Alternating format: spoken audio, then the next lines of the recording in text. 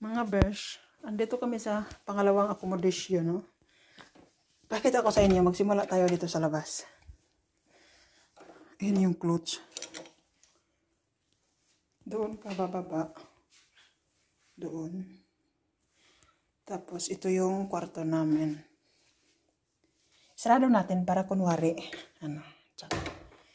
Ayan. Merry Christmas. So, kunin na natin yung susi. Okay. Papasok na tayo. So, pagpasok mo mga besh, andun yung ano ko, taga-sponsor ko, bawat layas. So, ganyan yung itsura. Living room. Tapos, ayan naman yung kusina mga besh. Malaki to mga besh. Maganda yung kusina nila. Malinis. Ito yung ref. Naka-open na siya.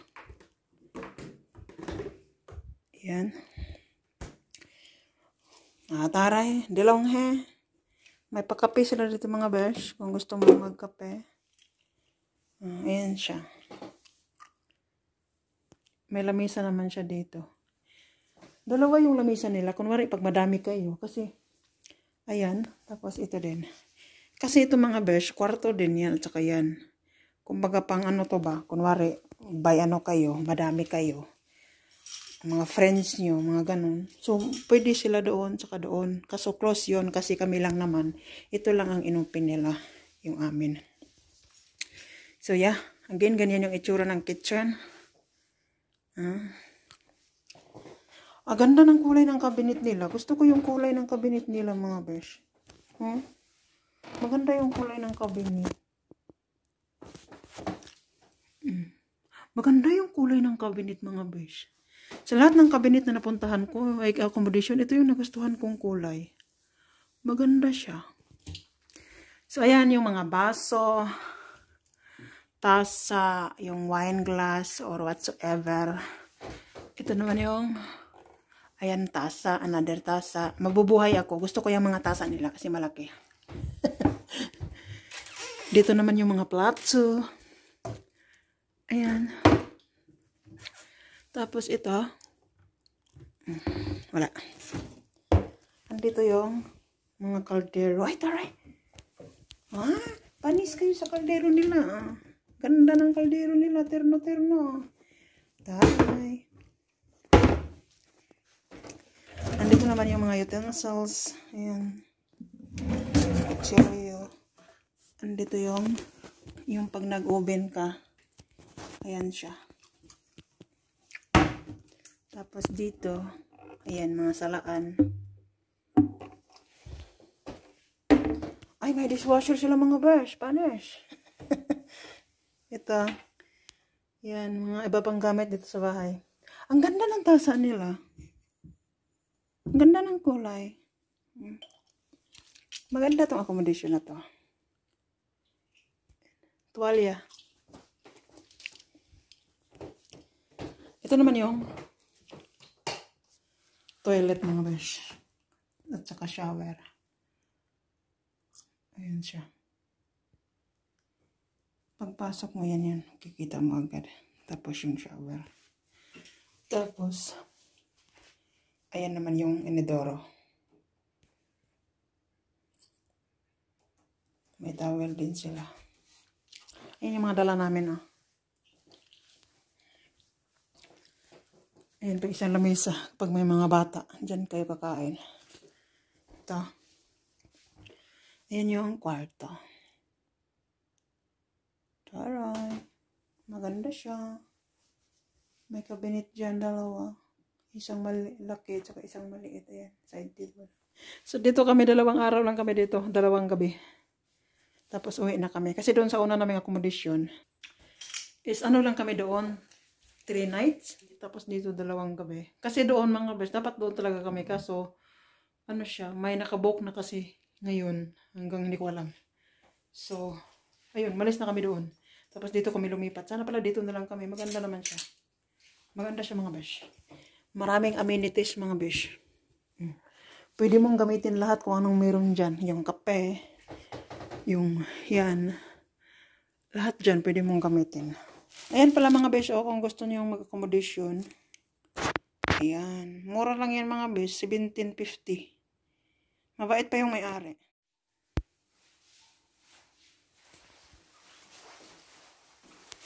Ito mga besh, kung gusto mong magbasa-basa while andito ka sa accommodation, they have a lot of books, mga besh. Anong meron dyan eh? Can you show me? Ah, may tiris sila mga besh. Kapag summer, ayan yung likod ng accommodation namin. Tara na, baba na tayo.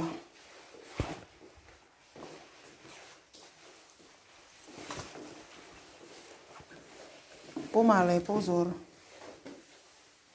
Madigid ta dihaan na, mabungi man jud ta ba? Mahimo na jud ta anig.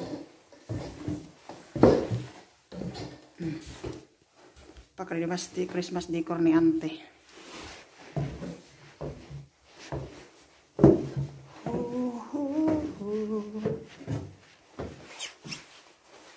Meron pa siyang maliit dito na bilan.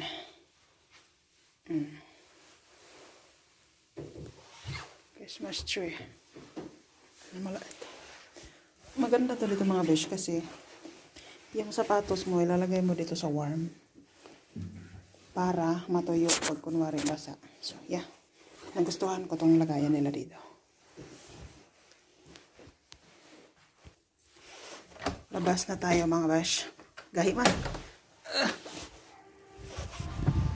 I forgot my chapitsa.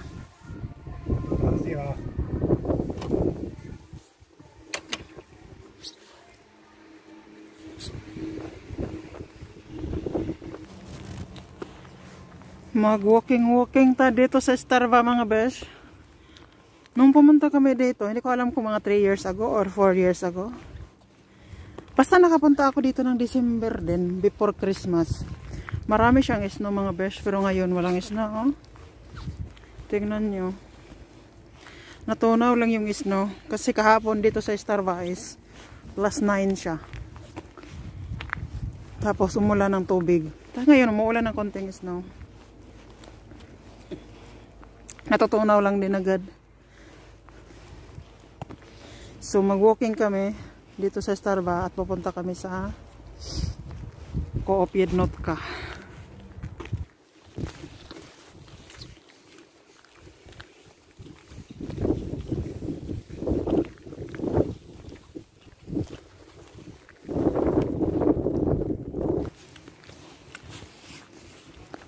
Akomodasyon din yung mga besh.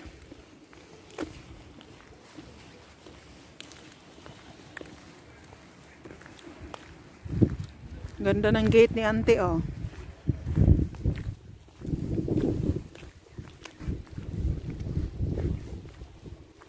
Umuulan ng snow pero konti lang.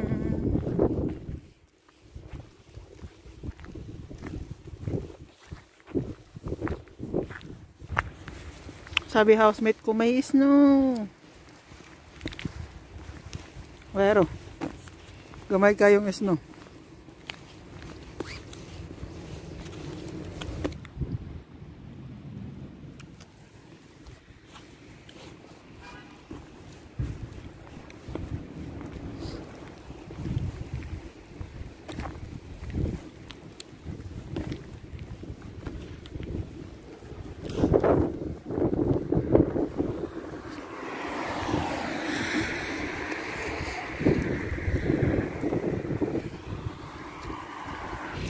Snail pala yan mga besh. Ayan yung harap niya. Oh. Akala ko kasi ano yung nasa puwit niya. Ayan oh. Snail pala siya mga besh. May opkod. Patra pa na. Kay otborine. Aprecho.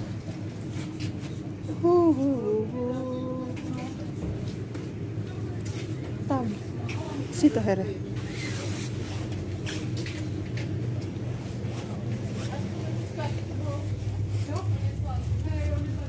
Haranalki.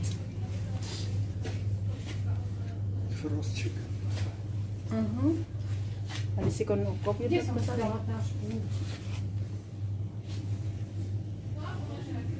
You not like frost?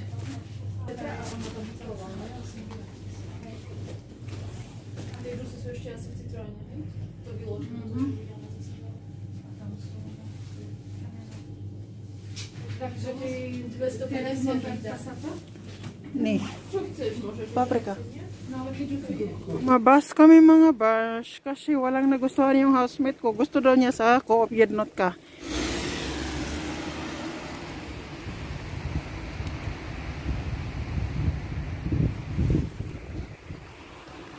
Sa stop ka.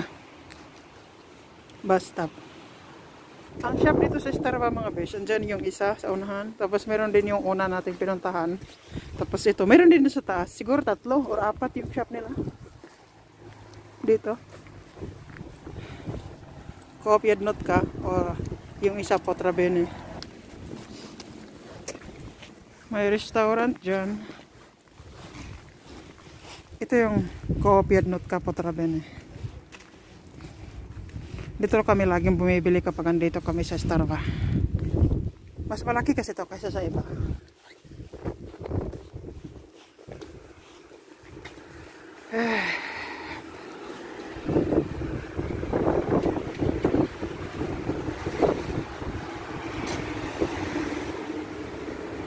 Oh, hag chicken.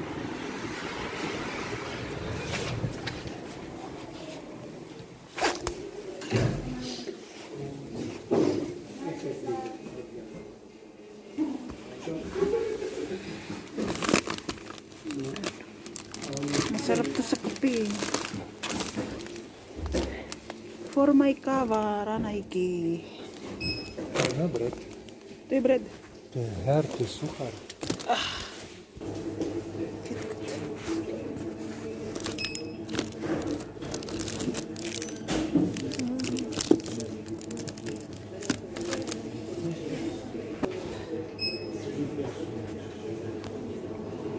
Obvious.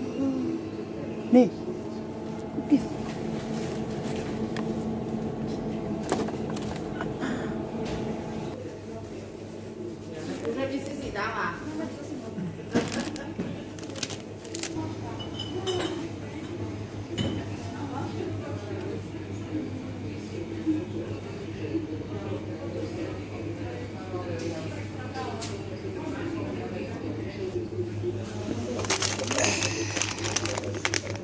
Cibola. Kilite. Diba 37. Mga besh, andito kami banda sa Shunaba. Kapag andito ka sa Shunaba, yan yung Shunaba. Makikita mo ang view ng buong Tatre. Oh, kita nyo yan mga besh? Sobrang ganda niyan mga besh. Yung mga village dyan, Starva yan. Ganda yan besh. Ganda yan sa personal. Parang ano lang, kalendar. Andun yung Popradska Plaza. Ay na, Starvska Plaza. Ayan. Ang ganda niyang tingnan mga besh. No? Konti lang snow ngayon. Walang masyadong snow. Kasi, minsan may ganitong buwan is all puti na yan. As in puro snow. Pero ngayon wala. Tulad dito, dati daming snow niyan. Ngayon walang snow. Konti lang. Wala talaga, hindi konti lang. May snow nun, sa bundok lang sila. Pero ngayon wala. Samantalang dati, hindi mo kita yung mga yan. Iba-iba talaga anong mga besh klima. Pero maganda siya.